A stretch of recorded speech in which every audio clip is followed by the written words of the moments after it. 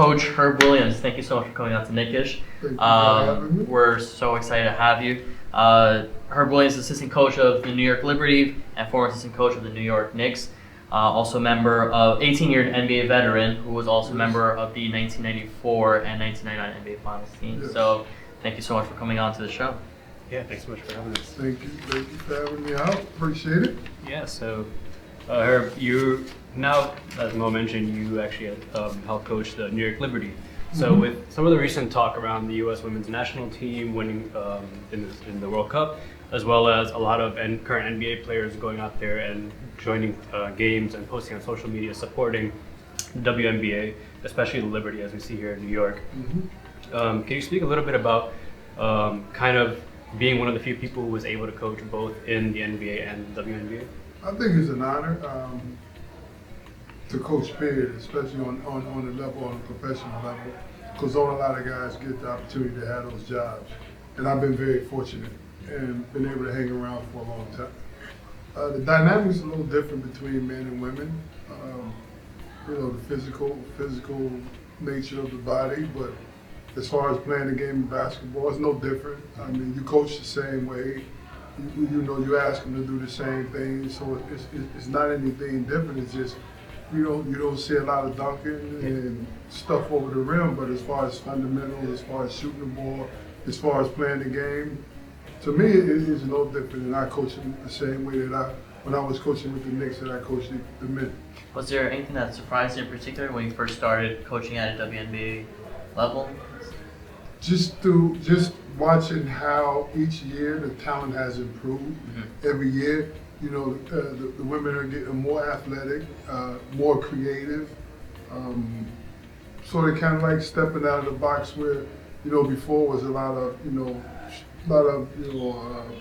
plays, pick and rolls, real fundamentally sound.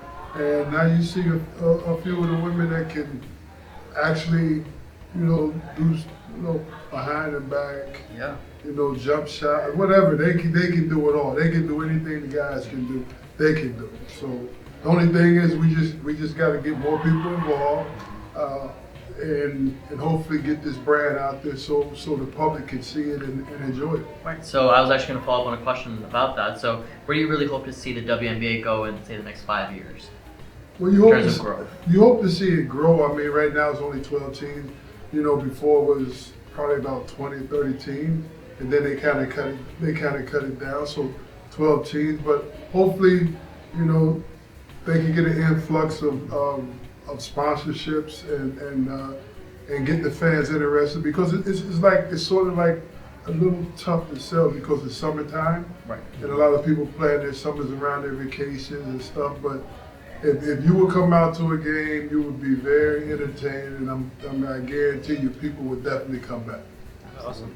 You're gonna make a trip there. So speaking of coaching at both organizations, who would you say from both the WNBA and the NBA was one of your favorite players to coach at a personal level? You already put me on the spot. let's say top three. You still put me on the spot because I was with the Knicks for 12 years. Yeah. And then I've been with the Liberty for 5 years. Yeah. And I mean, it's been a joy to be around some of the players. I mean, you talk about some of the more talented players. You're probably talking about like Carmelo Anthony, Amare Stoudemire, Nate Robinson. And then on the women's side, you're talking about Tina Charles, Kia Stokes, Swain Cash, Essence Carson. I had the opportunity to coach them. They're very good players. Actually Swain and a couple of the other players won the WNBA championship. So, but it's been to pick out 3 or to pick out 2. That's tough. We totally get that. I mean, is it equally tough, would you say, to pick out maybe a player that you least wanted to coach against, maybe? Outside the Kobe's and the AIs and the LeBrons of the world. Who made it hard for your team day in, day out to coach against? For our women's side or? Either side, whichever. Taurasi's tough. And hit big shot after big shot. Griner's on the same team. Deladon in Washington. Players that you only can hope to slow them down. You can't stop them. You can't stop them. They're too good, they're too smart, and they're too crafty, and they know how to play the game. On the men's side, of course, you're going to say LeBron James, Kawhi Leonard, Tim Duncan, those type of players, you know, that when I was with the Knicks, that, you know, had a chance to coach again, because you know those guys lace them up and they play the same way every night. Yeah. So you know what you're going to get from night in and night out. And that's very important on that level, to know what each player is bringing every night, and those guys bring it every night.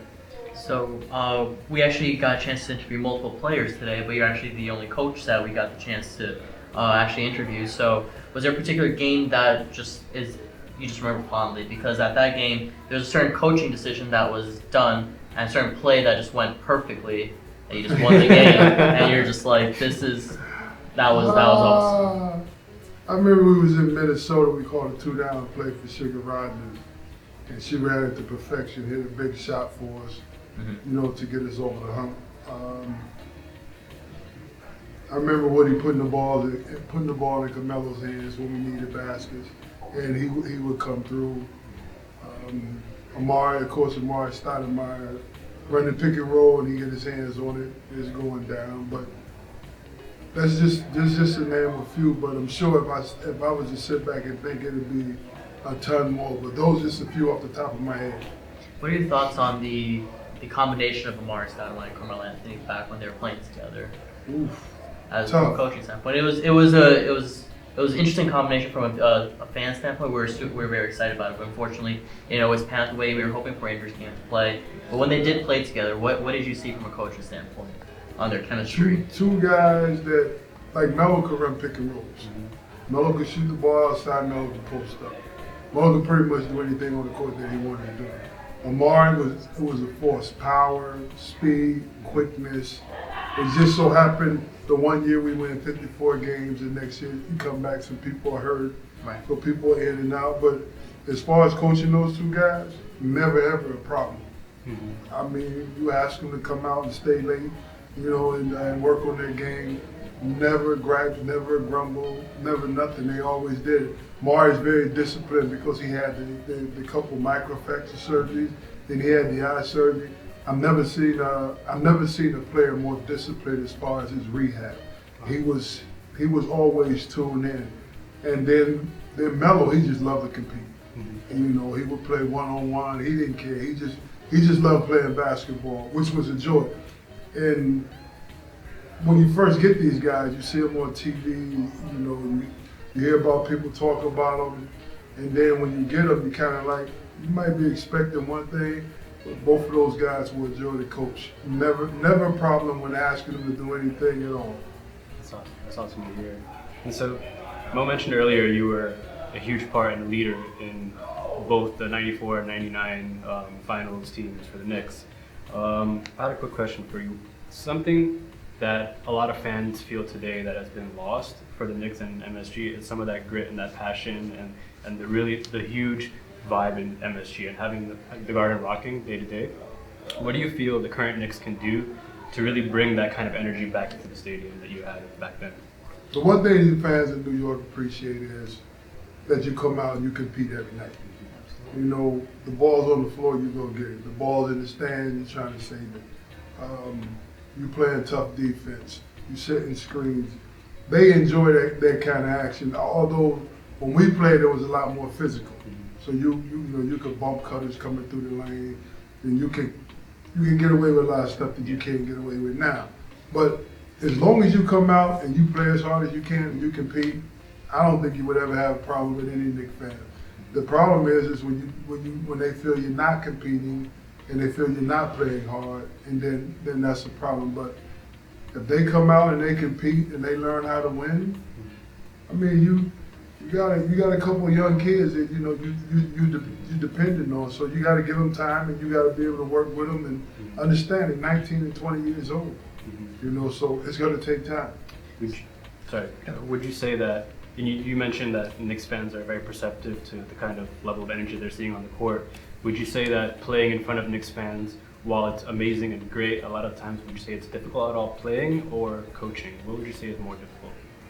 Coaching, because you can't do anything. You sit over on the bench,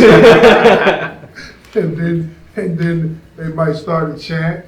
Yeah. So you don't want to hear that chant. But no, either way, I mean, I really enjoy playing here.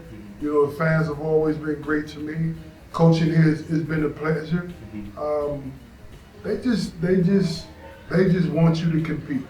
They want to feel like when you step on the court, the Knicks have a chance to win a basketball game, and that the players care. And when they see that, they appreciate it.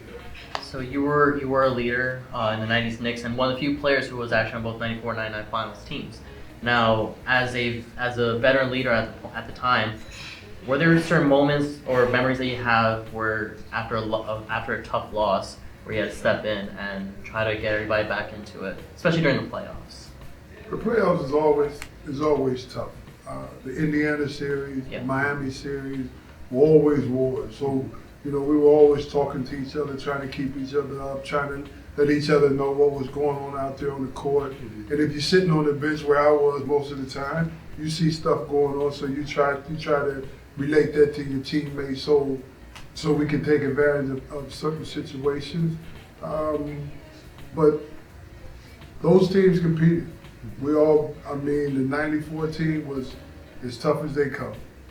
The '99 team was very talented. You just got Patrick Ewing, Spreewell, Allen Houston, Marcus Camby, Kirk Thomas, Charlie Ward, Christian. You got a lot of guys that were real good ball players. Unfortunately for us in '99, Patrick Ewing tears his Achilles, so he doesn't play in the finals. You're playing against a young Tim Duncan. I didn't mention Larry Johnson. Larry might kill me if I because he's made some big plays. Oh yeah. And what a lot of people don't realize is that Larry Johnson was like a 20-something point a game scorer. So when he came here, he sacrificed his game, which a lot of players of his caliber won't do, but he did sacrifice his game for the team. Another thing people probably don't know is he's probably one of the best defenders that I've ever been around. So those teams were very enjoyable playing with. It's just, we were all like family. We still like stay in touch with each other. We still, talk on the phone. So most of us, we still stay in touch with each other. Any particular story that you can recall that not many people might know, especially during those finals runs? I remember in '99, they traded for Spreewell, Camby. Then when Kirk Thomas came in as a free agent, and we were getting killed. We was having problems winning games. And actually they let some people go, but you could see at the end of the season that team started to mature, started to get a feel for each other, and when we got to the playoffs, like a lot of teams thought we were the same team, but we were like night and day. Like I think we got swept by Atlanta during the season. I think we got swept by Charlotte during the season. In the playoffs, they were thinking same old Knicks team. We swept Charlotte and we swept Atlanta. So that team gelled and took off and played well. With the '94 team, I just remember getting Derek Harper in the middle of the season. I played with him in Dallas. One of the toughest, most competitive guys I've ever played with in my life. And it's not only game day, it's practice. Whatever you're doing, that's him. He's in there. He's one of the toughest guys. And you're talking about Charles Oakley, Anthony Mason, Patrick Ewing. I mean, you're talking about warriors. You're talking about guys lay it on the line every night without question and every day. And practices were so much tougher than games that it wasn't funny. Practices were always tough. And then you're talking one of the best coaches ever to coach the game, Pat Riley. Very disciplined, knew what he wanted, knew how to get it out of us, and kept us focused. So, unfortunately, to cut it down a little short, I see John starts coming in and out. Actually, waiting to be next. So we actually have some fun questions for you outside the Knicks that we're hoping to ask. So they're just some quick questions, quick answers. Cool. If you don't mind, we just want to play a quick game of rapid fire. So the rules of this game are: we're just going to ask you a few questions. You have a few seconds to answer each one, and at any moment, if you want to bow out of any of the questions, feel free to do that. But we know once a Knick, always a Knick, and Knicks are winners, so you might not bow out of any of these questions, but we'll see. First question, In 3 words, how would you describe your hot girl summer? My what? Yeah. So My hot Your hot girl summer. hot girl summer? Yeah. I don't have any hot girl summers. got it. Okay. So let's say you're going to Game 7 of the NBA Finals and you really have to just pump yourself up and be prepared for just constant nerves. What song are you listening to? Do that. Probably some rap. Yeah. Any Probably particular? some Tupac, DMX, Biggie, something to get you fired up. One song that you want to go by. I want to know her Williams' favorite rap song. I'm gonna listen to it on my way home. I can't think of it on the top That's of my alright. head. That's alright. Okay, cool. If you were in the Avengers, what would your superpower be? Mind power. Somebody else said that. was Alan Houston. Houston, I think, said Is it that. reading minds or telekinesis? Both. Okay, alright. That's nice. And the final question to you, our brand name is Knick-ish, so we're curious to know, what does Knick-ish mean to you? Power, strength, family, loyalty, friendships that's been made forever, fans, community, all that. I mean, when I came here, I'm running over now. No, But no worries, please. When I came here, it was the first team that I played on that. When I left the game, fans were saying we won or we lost, which was never, any other team was like, oh, y'all get better, y'all lost that game or y'all won that game. Yeah. But here it was always like, you always felt the fans were part of the team, and that's the feeling I got. Social So media well on said. Knicks is insane. Everybody, we consider ourselves Knicks as well as fans. Right. Mr. Williams, thank you so much for taking the time to sit down with us and talk to us about Knicks as well as the New York Liberty. We appreciate your time. We do have one more thing that we're going to request for. It's a game of rock, paper, scissors. Let's go. So, but with some stakes. So, We can't let you go easy like that. but sounds if we good. win, we're hoping that you can sign one of these Knicks hats with your autograph. So I'll go for it. So best of one. I had to teach Bernard King a little while ago how to play this. Rock, paper, scissors stage. All right, that's it. Yeah. I'll grab you one. He was a little slow on that too. He's slick. He's slick. And he waited for me to come out. I saw that paper was getting ready to come out. We're 0-2 today, so we have to get one.